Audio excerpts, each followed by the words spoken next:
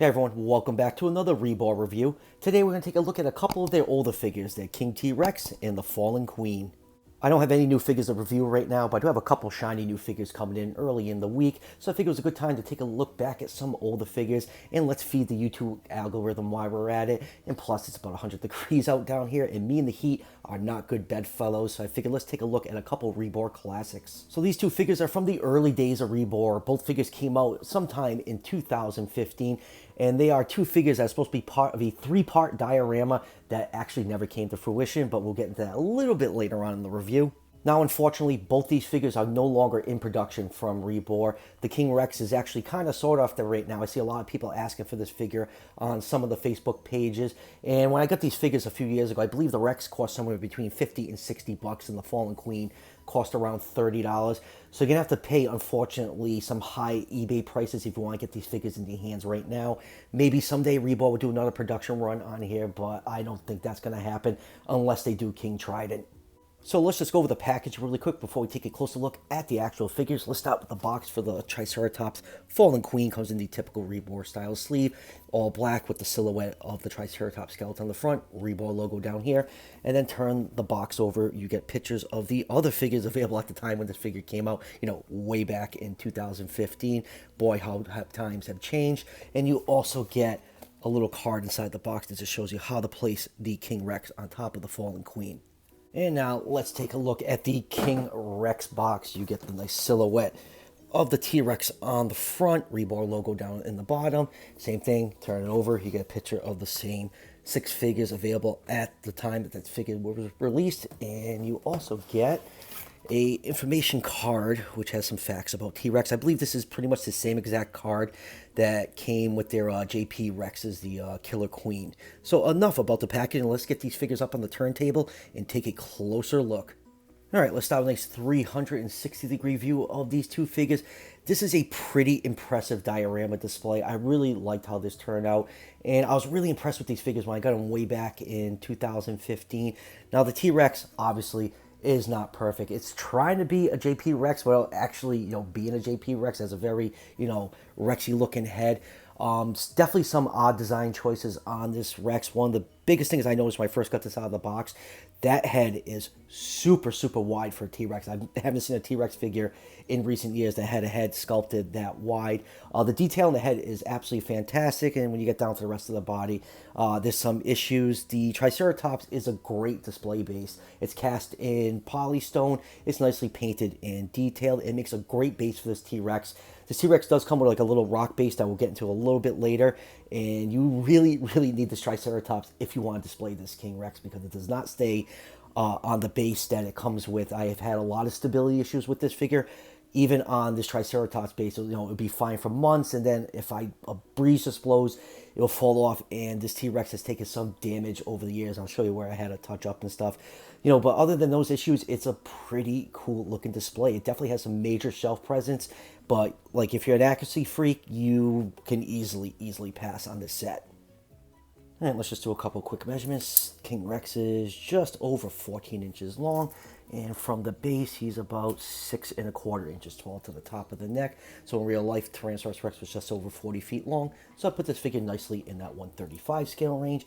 And for the Fallen Queen, this trike measures just about 8 inches long from the tip of the beak to the tip of the tail, and about 2¼ inches tall to the top of the frill. Triceratops was a very big animal, about 30 feet long. So I put this trike at 145 scale, but this is clearly a subadult animal that this T-Rex has taken down.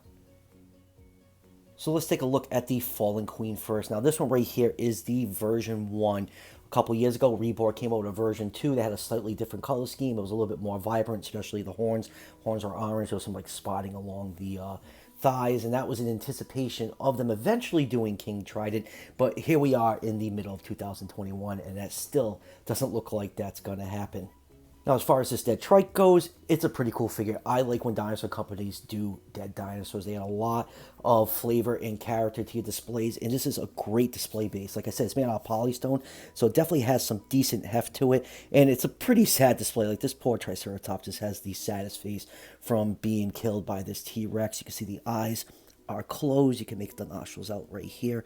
The horns are really, really nicely detailed. You know, the whole body is like this really, really dark blue color, and you just have like highlights of yellow throughout. And then turn the figure over to the top, you can see all the carnage this T-Rex has caused. You actually can see the bite mark here and here where the jaws came down that put this trike down.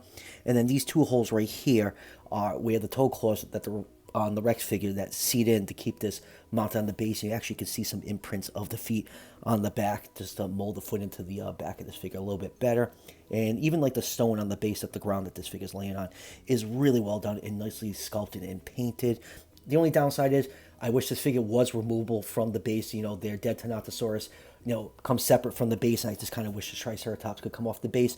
But that is just a minor complaint. I think this is a great looking dead dinosaur. And then going down to the legs, you can see some nice muscle definition on the thighs. You know, no real scale detail, just mostly folds and wrinkles. Like the head has some nice scale detail, and then when you transition to the body, it's just folds and wrinkles. I kind of wish that they kept scaling the scale detail on the figure. I just don't like folds and wrinkles on dinosaurs, especially when we know what the scales look like on Triceratops. The feet are nicely sculpted. You got some gray on the toenails. Going down to the tail, you can see a nice stripe pattern going down there. And look at the figure from the side. You get some nice you know, backbone ridge right here with all those folds and wrinkles mixed in. The thigh is nicely sculpted as it goes into the base, and then you have the other leg over here all folded up, and you get a better look at that terrible bite mark from the T-Rex, and you get some blood spilling down onto the rock on this side and a little bit on the other side right here. If my camera would like to focus in on that carnage. So yeah, I really, really love this little Triceratops. And if you want to see how the T-Rex goes on the base, all you need to do is just get these two claws right here to line up with the holes on here, and you just plop it in, balance the Rex, and he should stay up there pretty well. Like I said, over time, this figure has warped a little bit, and it does get a little wobbly up there, so just definitely make sure it's on a very flat surface, so you have to worry about this Rex taking a fall. And before I forget, let's just take a look at the underside of the base right here, just so people don't think I'm crazy about this King Trident figure that no one's ever seen, heard of if you're new to Rebor. So this is all the figures that would be in this diorama: T-Rex versus Triceratops diorama, Conquest, Sorrow is Fallen Queen, and the Revenge is King Trident. And I really hope I see it sometime in my lifetime. Would love to complete this display, but who knows? I guess time will tell. Now moving on to the Rex, here's the little rock display that comes with this figure. It's just a mossy rock with a lot of green and brown dry brushing on it. Now what you're supposed to do is, I think you're supposed to position the foot like this. It's supposed to rest on there, but like I said, my figure is warped over time. Like you can see, this hind foot right here is not staying flush on the ground. It's just warped from being on that Triceratops base. So yeah, even if your figure does stand fine, don't keep it on this. This is just destined to fall. You know, it was a good substitution until, you know, the Fallen Queen came out, but as a display stand, it's really not adequate at all. So let's zoom and take a look at some of the finer details on King Rex. You know, in profile, this is a pretty good looking T-Rex head. You know, it's very JP-like. This is before Rebor decided to do unofficial JP products. So like, this is kind of like a precursor to that. You know, you have the dark shaded eye. The eye is painted in gold with a black pupil. Gold eyes are pretty much a trademark for Rebor figures. You go some really, really nice scale detail all over the head. It's beautifully done. You have some like black dry brush in the highlight, some of the scales along the lip. The teeth are nicely sculpted, nice and sharp. This is back before the time when Rebor started using this like clear translucent plastic to really give the teeth that lifelike look. So this is like kind of cool to go back and look at how, you know, Rebor products have evolved over time. The gum tissue on the side right here is really nicely painted, and the jaw is nicely articulated, closes nice and flush. Those big teeth just hang over the side, and you can see the tongue sticking up right here. The tongue has some really, really, really nice looking detail. There's some great detail inside the mouth, just really dark red color with a nice glossy coat to give that wet look. And since we had the figure turn this way, this is what I'm talking about, of how wide the head is on this T-Rex. It doesn't even have binocular vision, which is something T-Rex should have, and I just don't understand why they sculpted a head this wide on this figure. And like when I ordered this, you know, there was only maybe like a couple reviews on this figure, not many pictures, and then when I got it in hand and took out the box and just looked at it from the front, I was like, oof. But like I said, the figure looks great from the side, as long as you don't look at it from the front. Now remember all that beautiful scale detail along the head. When you go get down to the neck and body, it just turns into folds and wrinkles. Yeah, you have like some large like scales like peppered here and there, but I really wish they kept all this nice scale detail going down all the way down to the body. Like the stomach is textured with scales and then the rest of the body isn't, so it's very weird transition. And just the way the skin is around the front arms, it looks like it's like kind of wearing a coat. It's like kind of pulling it, and it just looks really weird. Like, I don't hate this Rex. It's definitely a very unique looking T-Rex, and I do like having it on display. Like I said, it has some major shelf presence, but just some of the design choices on here are really perplexing. And then going down to the front arms, you can see they're not pronated, which is really nice. The hand claws are done with some white and brown, and they're actually nicely done. A little bit big for a Rex, but you know, if they're made too small, they break easily. I can understand why some companies oversize their T-Rex arm because they're kind of fragile.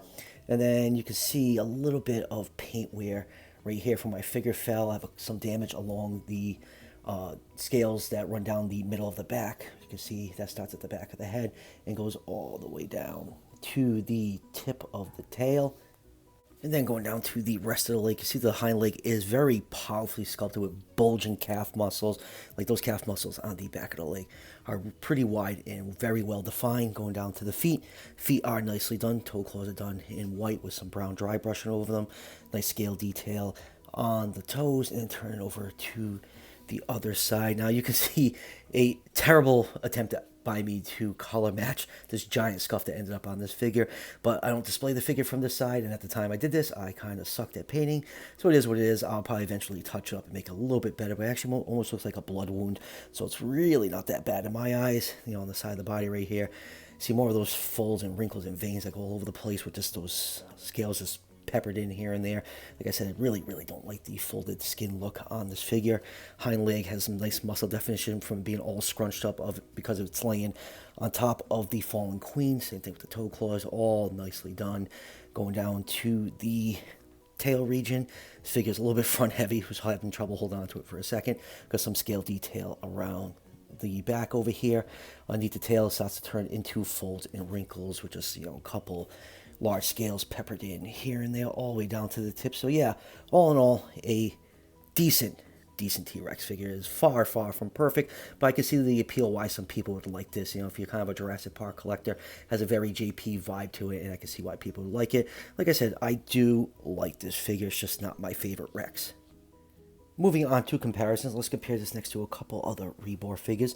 First up, here it is with their Ankylosaurus War Pig, and if you wanted to, you could take this T-Rex off the base and kind of position it with the foot resting on the neck of this Ankylosaurus like it's in battle with it.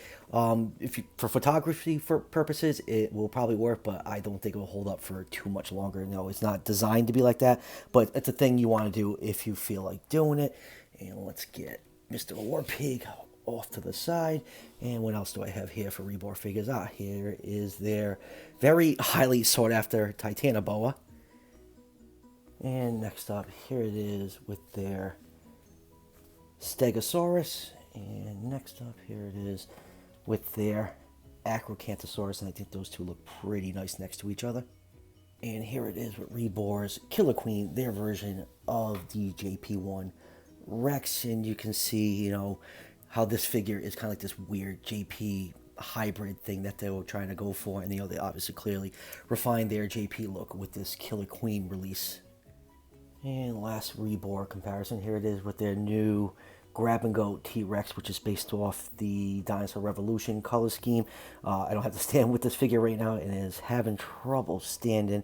But yeah, definitely this one right here has like kind of like the same problems this has. You know, beautifully detailed head and just folds and wrinkle down the body. You'd think, you know, Rebor would improve that, you know, a few years down the line, but that is not the case. But hey, we don't buy this stuff because it's accurate. We buy this stuff because it's cool. And let's move on to some other T-Rex figures from other companies. Let's start out with Papo's OG green stand-in T-Rex. And next up, here it is with Safari Limited's amazing feathered T-Rex. And let's do one more feathered T-Rex. Here it is with Collecte's take on it. And lastly, you know, we all knew this one was coming. Every figure needs to be compared next to this one. Here it is with the new PNSO Wilson Tyrannosaurus Rex. So, final thoughts on King Rex and Fallen Queen. It's a really nice diorama set. It has some awesome shelf presence. The T Rex is a good size figure. The base is beautiful. You know, the only thing missing is the male Triceratops King Trident, which, like I keep saying, I don't know if we'll ever see that figure. And also, like I said, these two figures are not in production anymore. And I honestly think the only way we're ever going to see them if Rebor goes ahead and makes King Trident, which I think would actually be good business for them, because if they come out with King Trident, they can throw these two figures into production and people will buy them to complete the diorama. It just makes good business sense in my eyes. So if you're looking for like a nice T-Rex Triceratops display on your shelf that, like, you know, commands a presence, this is a pretty good set to try to track down. You know, like I said, it is not accurate at all. So if you're into accuracy, you don't have to pay attention to these two figures. And like I said, they're not in production. So if you're trying to track these down, you have to pay those high eBay prices for now.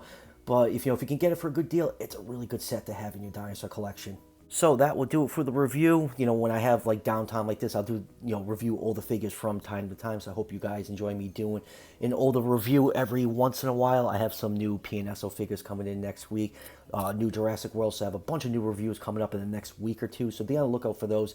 And as always, if you're enjoying the content on this channel, show your support by hitting that subscription button just below the video. Each subscription helps out the channel tremendously and is greatly appreciated. And I'll see you guys for the next one.